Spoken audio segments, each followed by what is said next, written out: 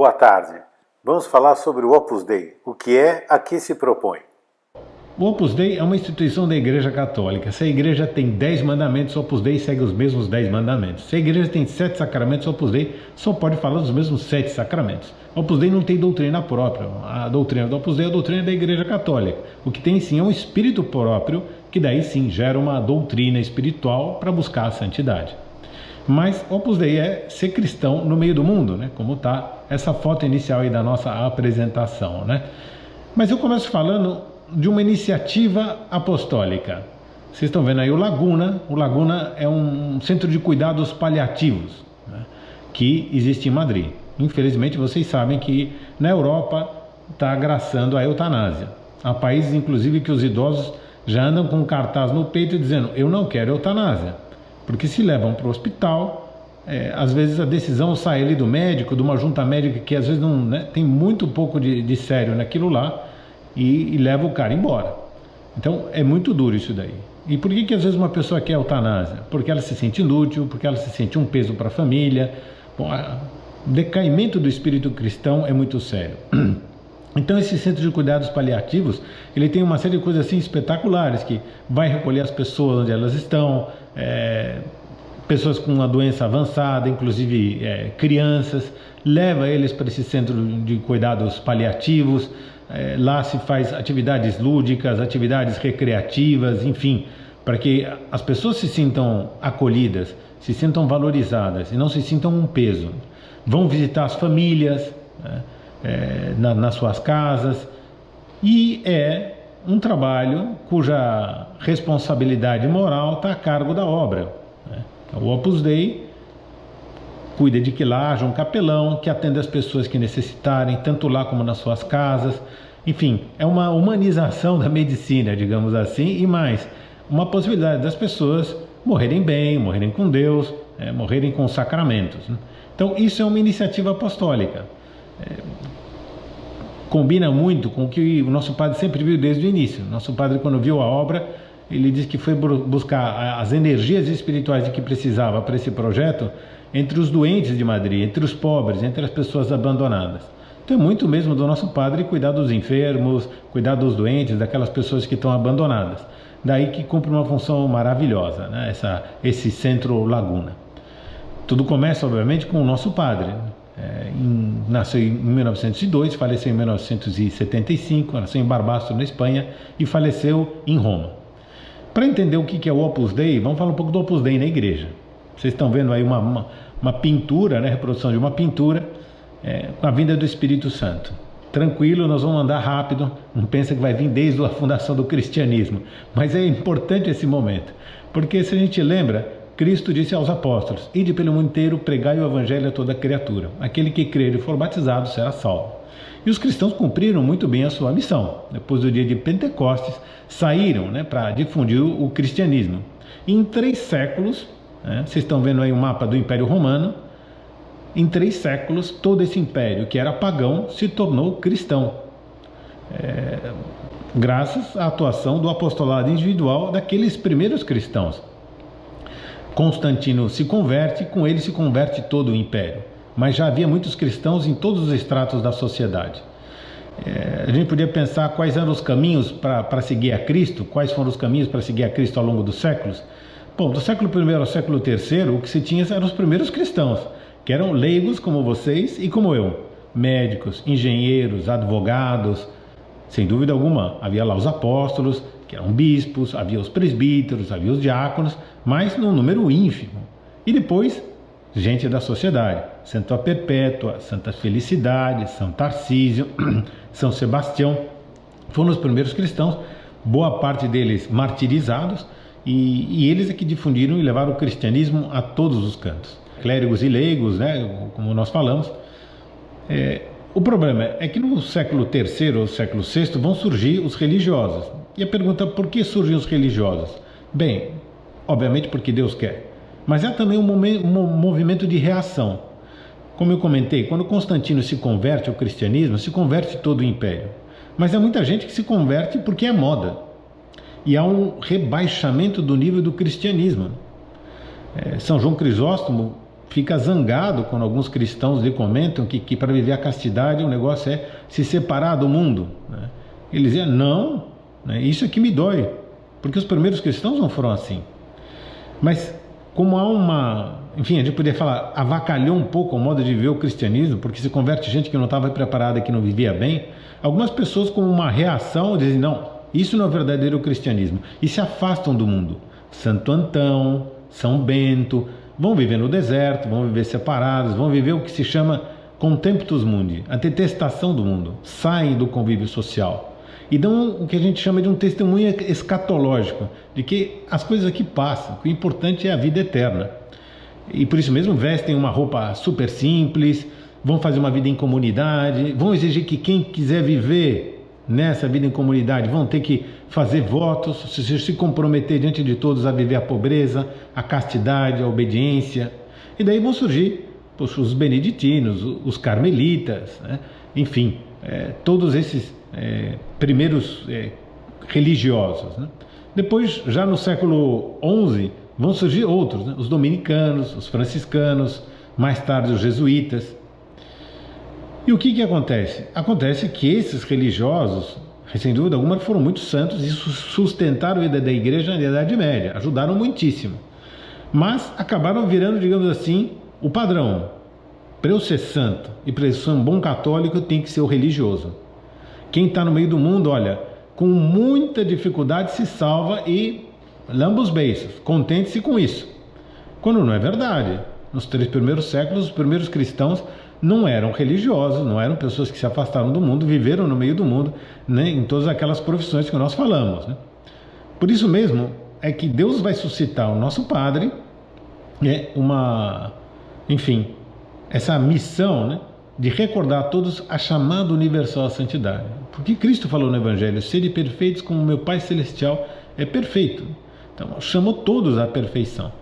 O nosso padre fala até no videozinho, não é só para nós que levamos essa batina, né, como vai aparecer no vídeo que vocês vão ver. Então, a missão da obra é, entre outras coisas, recordar essa chamada universal à santidade.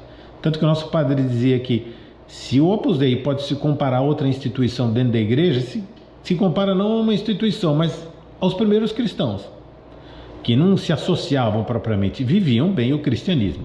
Então, isso é a obra. Bom, e nos dias de hoje, como é que está distribuída a igreja entre religiosos e não religiosos? Fiz aí uma separação. A parte maior do círculo, eu diria, não é proporcional à separação que eu fiz, mas eu fiz o corte aí no círculo só para a gente poder visualizar e poder escrever o que é cada parte, né? Então, existem aí primeiro os leigos, né, que são a grande maioria, e existem os religiosos, né, que se separam do mundo. Dentre esses que se separam do mundo, tem os religiosos que se ordenam sacerdotes e os sacerdotes, bispos, que não são religiosos. Então, se você pegar do lado direito aí do círculo, você pode encontrar um irmão beneditino, você pode encontrar uma pessoa que é consagrada, mas não é sacerdote. Na parte de baixo você tem o sacerdote diocesano. Você tem os bispos, sacerdotes e diáconos seculares, quer dizer, que vivem neste século, que vivem no mundo, nox século. O religioso se afasta do mundo. E ali você vai ter, obviamente, uma intersecção, bispos, sacerdotes e diáconos religiosos. Então, Dom Orani, que acho que é cisterciense, ele está aí entre os bispos, sacerdotes e diáconos religiosos. Dom Antônio Augusto, que é do Opus Dei, é numerário, ele se ordenou sacerdote, bispo, e ele então está na parte de baixo. Eu, você e provavelmente a maioria dos que está assistindo essa apresentação estão entre os leigos. Numericamente, quanto vocês acham que dá, ou em percentagem, quanto dá unir esses três que não são leigos? Quanto dá de leigos e quanto dá dos demais? Considerando esse 1 bilhão e 50 milhões. Olha só, incrível, não é verdade? Os leigos são 99,84%. Quando eu vejo esses números, eu lembro muito de uma coisa que aconteceu quando Dom Rafael Llano Cifuentes, que era um bispo de Nova Friburgo, sacerdote da obra, né? E se ordenou na obra e depois se fez bispo. Ele estava dando uma palestra e falou numa situação complicada, e alguém da plateia levantou a mão e falou: muito bem, e o que a igreja vai fazer com respeito a isso? Ele deu um murro na mesa e falou assim: e quem é a igreja? Então, é isso que a obra vem dizer. Quem é a igreja? Vem nos lembrar que somos esses 99,84%. Que nós não podemos esperar que esse 0,16% é quem vai dar as cartas, né? Ou nós atuamos, ou não vai ser, né? E existe muito esse perigo, né? Fala, se o padre disser alguma coisa, se vierem pedir a minha colaboração, se vierem pedir alguma coisa, aí tudo bem. Mas se não, não. Nós temos que estar na vanguarda, nós temos que estar adiante, nós temos que mudar a sociedade, porque não vai ser o pároco, e não vai ser muito menos um monge, que vai vir aqui nas realidades temporais mudar a Bolsa de Valores, mudar a Câmara dos Deputados, até porque alguns desses aí estão proibidos de entrar na vida política, entrar no comércio, entrar na sociedade. Somos nós, os leigos, é que temos que atuar. E se não atuamos, deixamos um espaço para os inimigos de Deus. A missão da obra, precisamente a mensagem da obra, então, é essa chamada universal à santidade, dizer que nós temos que estar à frente desse assunto. O miolo do espírito da obra é buscar a santidade no meio do mundo, através do trabalho profissional e das demais circunstâncias da vida ordinária. Então, a gente poderia dizer imitar Cristo, né, e transformar o mundo desde dentro. Cada um de nós tem que ser, como nosso padre falava, né, São José Maria Escrivá, outros Cristos, o próprio Cristo. Bem, coloquei aí uma citação do Papa Francisco, que é muito interessante, né? Um leigo, quando ele tem uma boa formação, ele não precisa de um bispo piloto, de um monsenhor piloto, né, em nenhum aspecto da sua vida na sociedade. Não precisa alguém que diga faça isso, faça aquilo, vota nisso, vota naquilo, essa lei, aquela outra lei, né? Se ele tem formação, ele tem que tomar a iniciativa. Então o Papa vem dizer que o que a gente precisa assim, é um bispo pastor, alguém que tenha o cuidado da nossa alma. Pois é precisamente essa a missão da obra, ter essa tarefa pastoral de dar formação, para que cada um onde está viva como bom cristão e mude a sociedade, cristianize o ambiente que está à sua volta. Bom, a obra foi fundada em 1928 e eu agora vou fazer uma explicação de quem são os fiéis do Opus Dei. Tem uma frase que eu gosto muito que diz assim que o Opus Dei, é uma frase de um jornalista italiano, é como um posto de gasolina de serviços espirituais. Todo mundo gosta de ter um posto de gasolina de confiança, não é verdade? Você vai lá, abastece o tanque do carro, enche o pneu, limpa o vidro, troca o óleo e põe para rodar. Você não vai morar no posto, né? Você vai lá para receber aquilo lá e depois poder atuar com o teu carro. Então o Opus Dei o que faz você vai lá e se abastece espiritualmente. Você vai lá buscar um personal trainer espiritual, você vai lá buscar confissão, você vai buscar alguém que te explique a doutrina ou te dê uma explicação no aspecto da vida espiritual, né? Muito bem, as pessoas que que frequentam, que usam desse posto de gasolina são milhões no mundo todo. Pode falar assim mesmo, milhões. Vocês viram a imagem da Praça de São Pedro, na canonização de São José Maria Escrivá, e lá havia mais ou menos 500 mil pessoas, segundo os jornais, que eram do Opus Dei mesmo, uns 30 mil. Ou seja, a pessoa do Opus Dei é o frentista do posto. É aquele que de tanta formação que recebeu, já consegue dar formação para os outros e faz da sua vida dar essa formação. E o centro do Opus Dei é o posto onde você vai lá para pegar essa formação. Mas vou mostrar um pouquinho a distribuição de fiéis do Opus Dei. No Opus Dei, há umas pessoas que são casadas, que não têm o compromisso do celibato, ou estão casadas efetivamente, e outras pessoas que vivem o compromisso do celibato.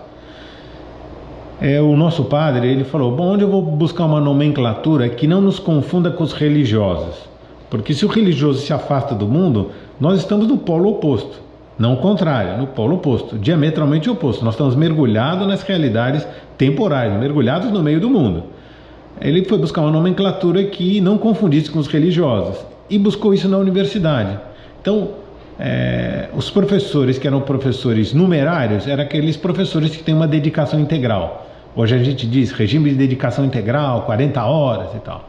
Então, os numerários são essas pessoas que vivem o compromisso do celibato e por isso tem uma disponibilidade objetiva, né, de fato ali, para exercer determinadas tarefas que uma pessoa casada não poderia. Então, tem mais tempo, digamos assim, para dedicar algumas tarefas do Opus Dei. E vivem num centro do Opus Dei, né? Como eu brinquei aí no posto de gasolina. e lá podem atender as pessoas, dispõem mais tempo para atender os demais. Os adscritos são pessoas que também vivem o compromisso do celibato, mas por algum motivo vivem com a família ou não vivem num centro do Opus Dei, ou porque são arrimo de família, ou porque tem uma limitação de saúde, ou pelo peculiar trabalho que tem. E depois, as pessoas que não têm o compromisso do celibato são os supernumerários, que é um regime intermediário de dedicação, ou melhor, tem menor dedicação do que tem os adscritos. Então os numerários têm uma maior dedicação. Veja, como eu digo aqui dedicação, eu não quero dizer a entrega. Nenhum é mais do que o outro no Opus Dei. Porque uma pessoa que é um supernumerário, ele faz o Opus Dei trocando a fralda do seu filho, tanto quanto faz um numerário que é diretor de um centro e dá orientação e aulas de doutrina para um monte de gente ali que pode dar. Porque em geral também essa pessoa casada vai dar suas aulas de doutrina para os seus amigos, mas talvez não tenha tanto tempo quanto tem um numerário. Mas ele faz o Opus Dei do mesmíssimo jeito, e aliás, às vezes com muito mais santidade que o numerário, enfim, cuidando, né, dos seus filhos, sendo amável com a esposa, com a sogra, suportando as dificuldades do trabalho. Os sacerdotes do Opus Dei vêm daqueles fiéis numerários que se ordenam e de alguns adscritos que se ordenam. Quais são os números? Está aí para vocês sacarem um pouco os números, uma distribuição aí pelos continentes, né, dos fiéis do Opus Dei. E há também os cooperadores, que são pessoas que, sem ter vocação para a obra, como o nome já diz, cooperam. Podem cooperar de diversas formas, né? Cooperam com a sua esmola, cooperam com o seu trabalho, por exemplo, ajudando numa iniciativa do Opus Dei, cooperam com a sua oração, mas sem dúvida alguma todo cooperador tem carinho. Há cooperadores que não são católicos nem cristãos, tem os judeus, muçulmanos, é a primeira instituição na história da igreja que tem essas pessoas do lado colaborando. E a igreja gosta tanto que eu dou indulgência para os cooperadores, para os que ajudam essa iniciativa que verdadeiramente é de Deus, Opus Dei. Enfim, aí as fotos de alguns cooperadores, um que trabalha no círculo, outro que trabalha né, você vê aí cuidando da criança, o marido cuidando da criança.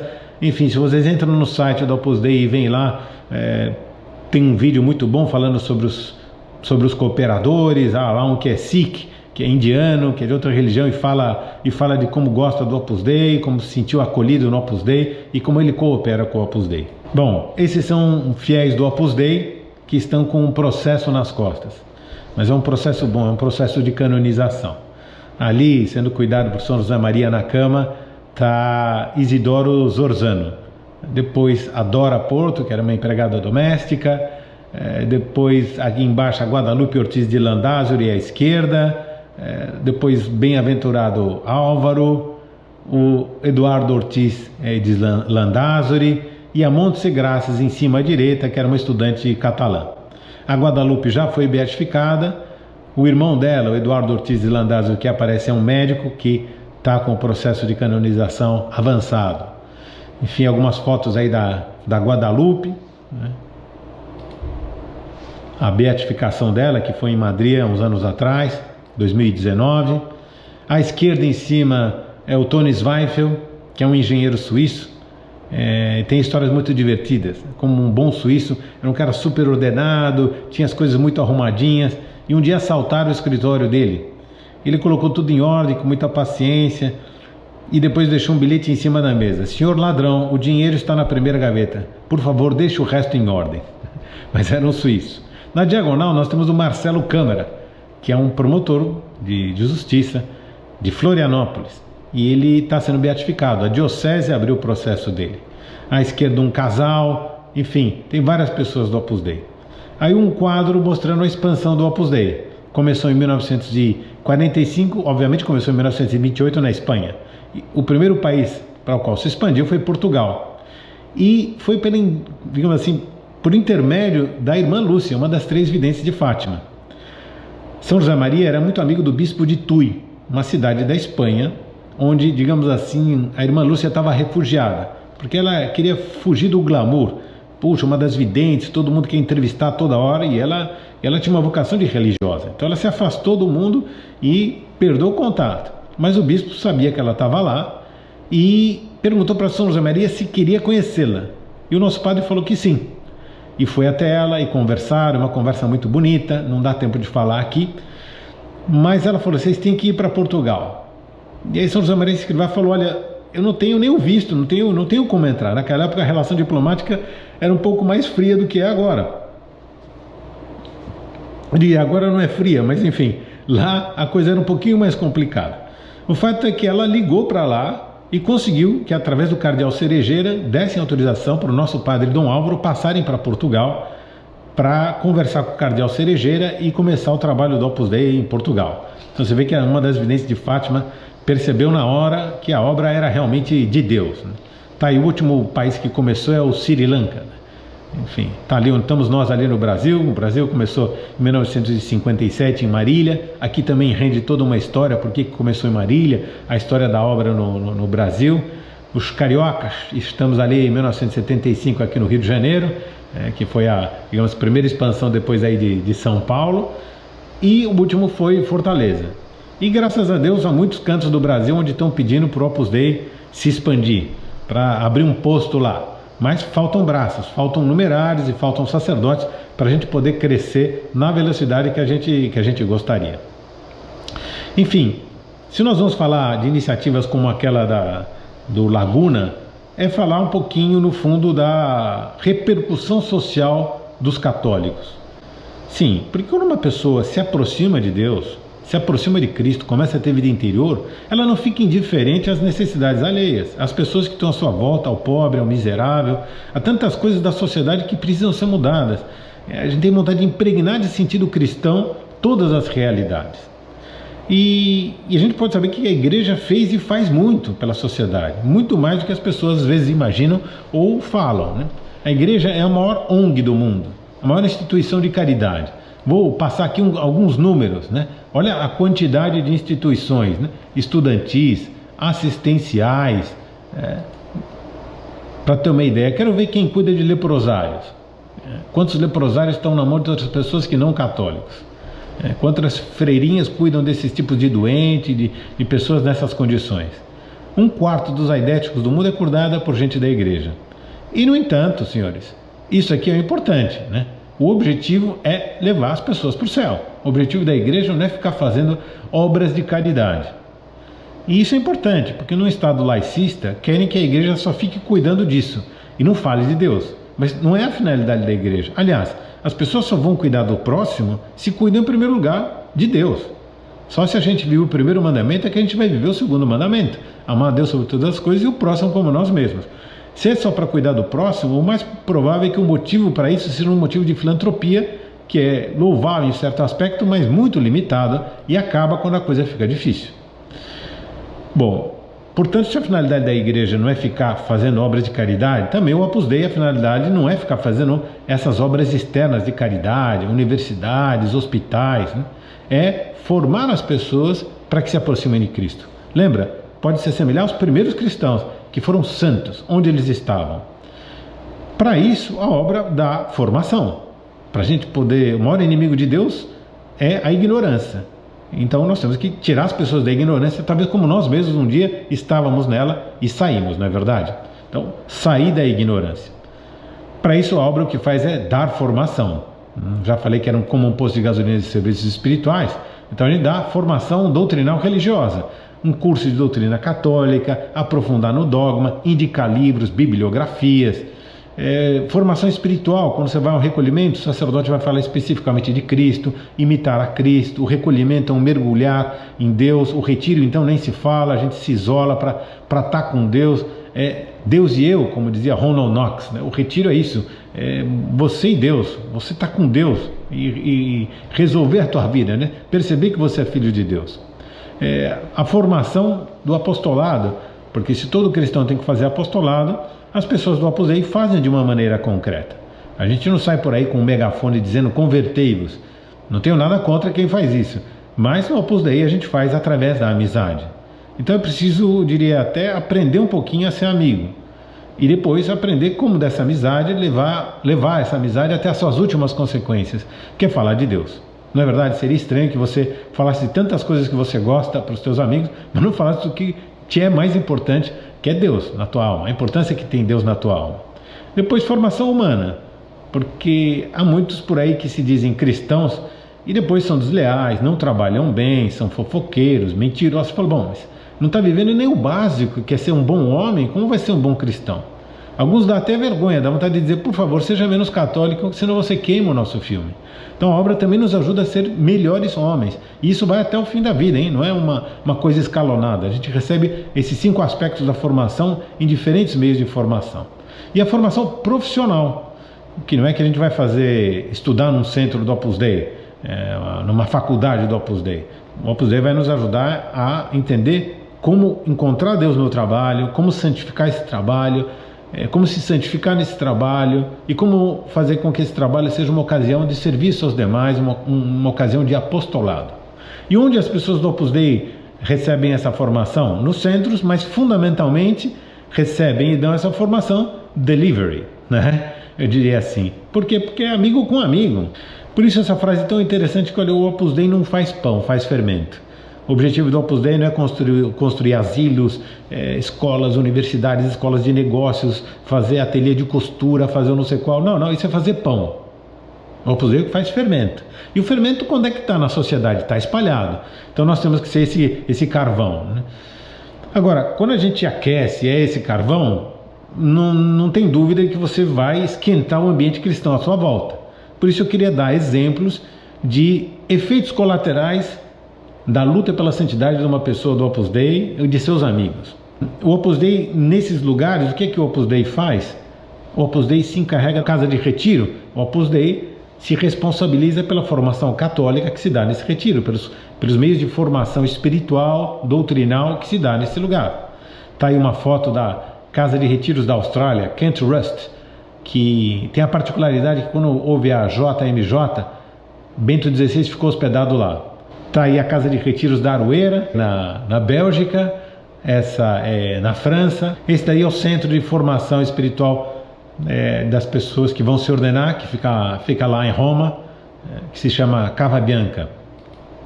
Essa é a casa de retiros do Rio de Janeiro, né, que a gente chama de Miraserra. Tem uma casa de retiros em Jerusalém, Saxon, e tem também junto um centro de peregrinos. É uma coisa muito bacana mesmo, porque é uma oportunidade maravilhosa de você combinar uma peregrinação à Terra Santa, conhecer os lugares onde Cristo passou, conhecer melhor a vida de Cristo, viver o que São Jerônimo dizia que é o 5º Evangelho, e ao mesmo tempo fazer um retiro espiritual.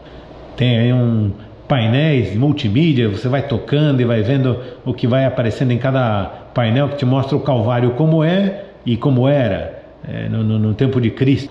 E tem atividades para casais, não retiros propriamente, mas encontros de casais lá na Terra Santa, diálogos na Terra Santa. É uma coisa bacana que tem a cada 2 anos. Universidades, são 17 no mundo todo, com 80 mil alunos, né?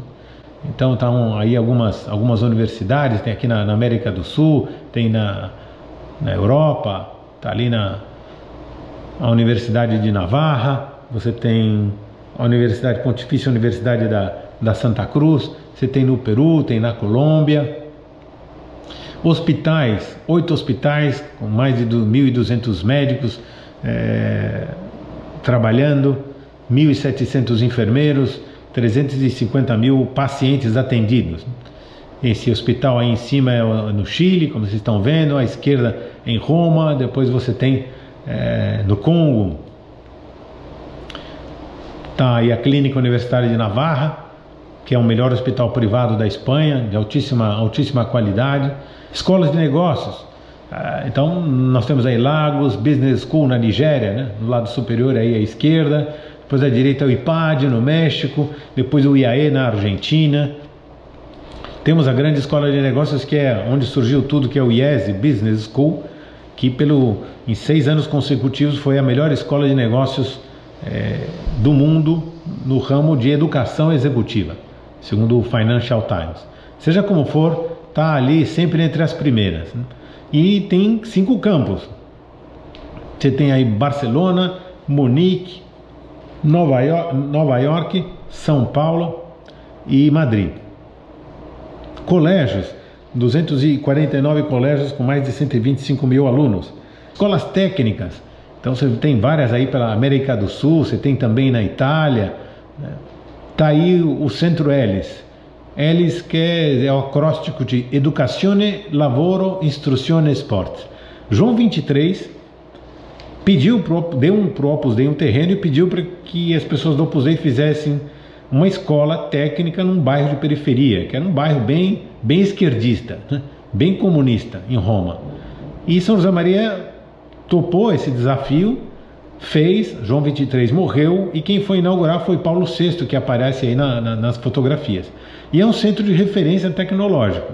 É muito bacana mesmo o trabalho que eles fazem lá, de altíssimo nível. No Brasil tem o Centro Educacional da Pedreira, que também tem um impacto social muito bom. Para dar uns dados, depois de 7 anos, todos os alunos estão em universidade. Índice de empregabilidade, 100% dos ex-alunos estão empregados. E a pergunta é por quê? Porque a parte técnica é muito boa, sim, mas onde a pessoa conquista o emprego é pela qualidade humana. Porque nós batalhamos por formar rapazes de caráter. E ele, quando vai fazer o seu estágio, o empregador pega na hora. Os filhos dos ex-alunos já não podem estudar na pedreira. Sabe por quê? Porque esses ex-alunos atingiram um nível econômico que está acima da linha de corte. Escolas técnicas, tem trabalhos aí de secretariado, para empregadas domésticas, para escolas do lar, para moda. No Brasil tem várias. Tem trabalhos de grande vulto, né, que são escolas assim, super tradicionais. A Casa do Moinho, né, que está aí, o Centro Morro Velho, o Pontal, que fica dentro da cidade de São Paulo. E tem coisas assim menores, digamos assim, mais particularizadas, como ensinar balé, reforço escolar, que é esse projeto Jurujuba, aqui em Niterói. Outro tópico, residências universitárias. Acho que a primeira foi a primeira, digamos assim, coisa que o Opus Dei fez, o nosso padre fez, foi uma residência. Primeiro na Rua Luciana, depois na Rua Ferraz. E lá os estudantes começaram a estudar, a receber formação. Muitos descobriram lá sua vocação, entraram para a obra. Então tem 180 no mundo todo, mais de 6 mil universitários, né, pessoas que pertencem a essas residências, que frequentam, que participam, e os frutos são maravilhosos, né? Tá aí Netherhall House, que foi inaugurado pela Rainha Mãe, vocês estão vendo no quadro superior à direita. A mãe da rainha atual foi quem inaugurou essa residência universitária. E aí a Duquesa de Kent foi lá dar uma palestra, essa duquesa que não é anglicana, que é católica, né? E lá se faz, nos centros culturais, para quem nunca viu, é uma pena, né? Tem que dar um pulo lá. Fazem atividades culturais, esportivas, acadêmicas, de apoio a questões sociais. Tá aí o pessoal de Niterói distribuindo quentinha. Iniciativas pessoais. A pessoa tem aquela iniciativa de apostolado, pode até ser um empreendimento educacional, e o Opus Dei dá uma ajuda. O Opus Dei não se responsabiliza diretamente pela formação, mas manda lá um sacerdote, ajuda dando uma orientação quando é preciso. Olha, aqueles números que eu citei são fichinha perto disso daqui, porque são como que o nosso padre, né, falava assim, um mar sem margens. Ou seja, a quantidade de coisas que pode haver, você pensa quantas pessoas frequentam a obra, são milhões. Então é maravilhoso pensar isso, que você tem cooperadores, pessoas que nem são da obra, que sob o calor espiritual que receberam da obra, tiveram iniciativas. Eu vou mostrar só algumas dessas iniciativas, porque seriam muitas, seriam muito pesadas, né? Por exemplo, o pessoal montou uma agência de notícias para contar coisas sobre o Papa, com fidelidade. Chama Roman Report. Você entra na internet, vai lá, tem videozinhos espetaculares que dão notícias de fundo, por exemplo, cobrindo a situação dos católicos agora na Ucrânia, outras que são curiosidades.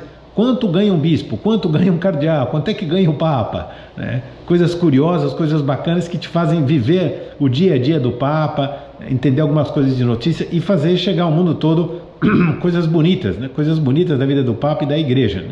Para comunicar com fidelidade. O Mercatornet é uma espécie de boletim de notícias escrito em inglês, que é um cara do Opus Dei junto com outro lá que fizeram, é um meio de comunicação da opinião pública, né? Então é muito bacana, funciona muito bem, e vocês podem acessar, entra lá, um Mercatornet, quem quiser ajuda economicamente, mas é bacana também, para ser uma coisa de notícias fidedignas, né? Outro resolveu fazer era um diretor de cinema, ele fez a Lux Vitae, o Hector Bernabé, e fez vídeos religiosos, e fez séries, fez esse Dom Mateus que vocês estão vendo aí no quadrinho. É muito divertido, é um sacerdote que é detetive. Então, pô, é bacana, porque você vê que é uma coisa bem feita, que não apela, que não tem baixaria. Então é muito bacana mesmo. Então ele tem uma produtora de cinema, mas é ele quem fez. Não é uma iniciativa do Opus Dei, é uma iniciativa pessoal dele, mas que é um apostolado na sociedade. As Moda, uma revista de internet de moda feminina.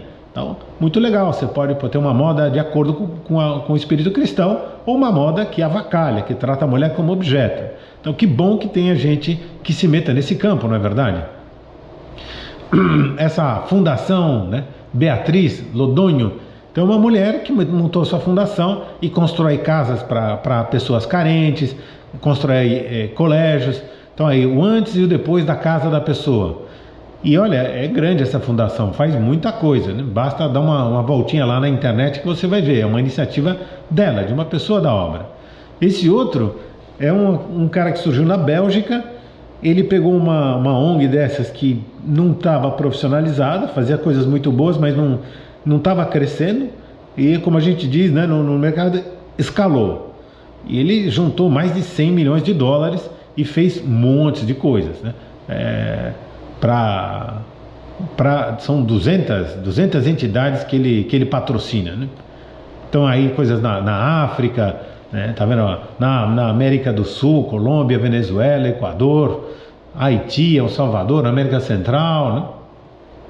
No Oriente Médio, né? Enfim, são vários lugares, né? Na África, Burundi, Camarões, no Congo, no Quênia. Tá, e mais uma, Actec, essa é a iniciativa dele. Isso daí, por exemplo, é uma coisa também bacana, que esse mesmo cara, ele pensou numa coisa que ele chamou de um micro MBA. O que se trata? Você tem pequenos empresários, você tem lá o borracheiro, e ele fala, puxa vida, e se ele profissionalizasse a sua borracharia, não poderia ganhar mais? Então eles fazem uma espécie de micro MBA para pequenos empresários e fazem potencializar os ganhos que ele tem. Ele fez isso daí já com 1.200 empresas. Clubes familiares, como uma boa formação para as crianças no tempo que sobra da escola. Então muitos pais se unem para fazer um clube, porque comungam das mesmas ideias, os mesmos projetos de vida, os mesmos ideais, né? É realmente um mar sem margem, né? Esse aí é o Clube Escalada, que funciona aqui no centro do Opus Dei. Emprestamos aqui o campo de futebol e os pais vêm aqui para jogar e brincar com a garotada aos sábados, né? Instituto Brasileiro da Família, que dá cursos para casais. Tá aí, Amor Matrimonial 1, primeiros passos para crianças de 0 a 3 anos.